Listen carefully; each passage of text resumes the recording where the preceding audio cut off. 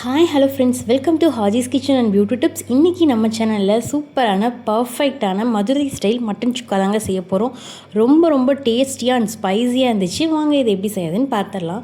First நான் இதுக்காக 1 table spoon வர கொத்தமல்லி, 1 டேபிள் ஸ்பூன் சோம்பு, 1/2 டேபிள் ஸ்பூன் சீரகம், 1 டேபிள் ஸ்பூன் மிளகு, கொஞ்சமாக பட்டை, 2 கிராம்பு, 2 ஏலக்காய், 1 பே லீஃப் எடுத்திருக்கேன். கூடவே காஷ்மீரி சில்லி 4 எடுத்திருக்கேங்க. காஷ்மீரி சில்லி பார்க்க தான் இந்த கலரில் இருக்கும், பட் காரம் இருக்காது. கலருக்காக 4 காஷ்மீரி சில்லி எடுத்திருக்கேன். இப்போ இந்த இன்க்ரீடியன்ஸ் எல்லாம் லோ ஃப்ளேமில் வச்சு நல்லா வாசம் வர வரைக்கும் வறுத்து எடுத்துக்கலாம். மிளகாவை மட்டும் நம்ம ஃபைனலாக ஆட் பண்ணிக்கலாங்க. ஸோ இதனால் லோ ஃப்ளேமில் வச்சு நல்லா வாசம் வர வரைக்கும் வறுத்துக்கோங்க. நம்ம கொஞ்சமாக சின்ன வெங்காயம், இஞ்சி, பூண்டு இதை நல்லா ஃபைன் பேஸ்ட்டாக அரைச்சி எடுத்துகிட்டு வந்துடலாம். தண்ணி எதுவும் ஆட் பண்ணாதீங்க. நல்லா கெட்டியான ஃபைன் பேஸ்ட்டாக அரைச்சி எடுத்துகிட்டு வந்துடலாம். இப்போ இந்த அளவு நல்லா வாசம் வந்ததுக்கப்புறம் இதில் நம்ம வரமிளகாயும் ஆட் பண்ணிடலாம். வரமிளகாய் ஆட் பண்ணிவிட்டு சும்மா இந்த மாதிரி 2 தடவை திருப்பி விட்டுட்டு கேஸ் ஸ்டவ்வை ஆஃப் பண்ணிடுங்க. ஏன்னா வரமிளகாய் கருகிரும், அது போக நல்லா காரம் எடுக்க ஆரம்பிச்சிடும். ஸோ நம்ம கேஸ் ஸ்டவ் ஆஃப் பண்ணிடலாம். இதோட இந்த அளவு திக்கான பேஸ்ட் ஆனதுக்கப்புறம் ஒரு மண் கடாயில் நம்ம நல்லெண்ணெய் ஆட் பண்ணிக்கலாம். நல்லெண்ணெய் கொஞ்சம் நிறையவே ஆட் பண்ணிக்கோங்க. நல்லெண்ணெயில் இந்த சுக்கா செய்யும்போது ரொம்ப டேஸ்ட்டாக இருக்கும். இப்போ எண்ணெய் நல்லா சூடாயிடுச்சு. இப்போ நம்ம சின்ன வெங்காயம், இஞ்சி, பூண்டு அரைச்சி வச்சுருந்தோம் இல்லையா, ஸோ அந்த பேஸ்ட் ஆட் பண்ணிடலாம். எண்ணெய் நல்லா சூடானதுக்கப்புறம் ஆட் பண்ணுங்கள். அப்போ தான் எண்ணெயோட பச்சை வாசம் இருக்காது. மசாலாவை ஒரு 2 நிமிஷத்துக்கு நல்லா வதக்கி விட்டுக்கலாங்க. மசாலா கொஞ்சம் நல்ல கலர் சேஞ்ச் ஆயிரும். ஸோ அந்த அளவு நம்ம வதக்கி விட்டுக்கலாம். பாருங்கள், இப்போ நல்லா கலர் சேஞ்ச் ஆகிடுச்சு. இந்த ஸ்டேஜில் பார்த்திங்கன்னா நான் 1.5 டேபிள் ஸ்பூன் மிளகாய்த்தூள், 1 டேபிள் ஸ்பூன் தனியாத்தூள், 1/2 டேபிள் ஸ்பூன் மஞ்சள் தூள் எடுத்திருக்கேன். இதை ஆட் பண்ணிக்கலாங்க. இதையும் ஆட் பண்ணிவிட்டு ஒரு 2 செகண்ட் நல்லா கலந்து விட்டுக்கலாம்.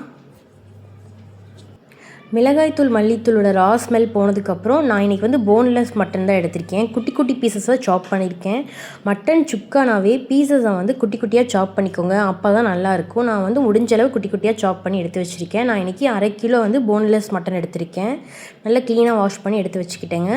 இப்போ நம்ம மட்டன் பீசஸை ஆட் பண்ணிடலாம். ஆட் பண்ணிவிட்டு மசாலா கூட ஒரு 5 நிமிஷம் நல்லா கலந்து விட்டுக்கலாங்க.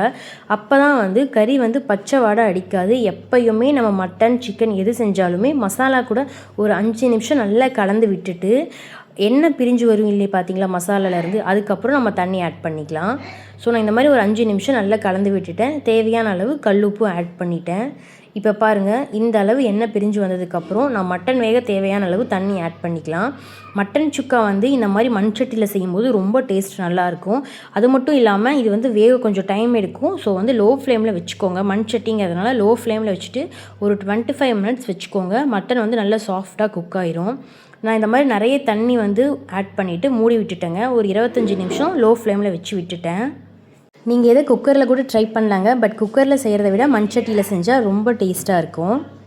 இப்போ ஒரு 25 மினிட்ஸ் ஆயிடுச்சு. ஓப்பன் பண்ணி பார்த்துடலாம். பாருங்கள், தண்ணியெல்லாம் இந்தளவு சுண்டி வந்துருச்சு. இப்போ பார்த்திங்கன்னா கிரேவி கன்சிஸ்டன்சியில் இருக்குது.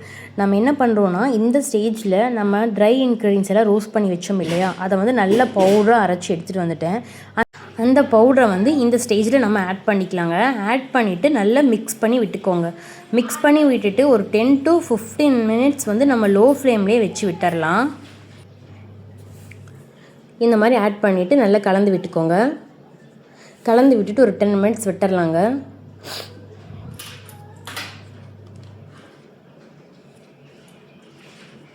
இந்த அளவு எண்ணெய் பிரிஞ்சு வந்ததுக்கப்புறம் நம்ம கேஸ் ஸ்டவ்வை ஆஃப் பண்ணிக்கலாம்.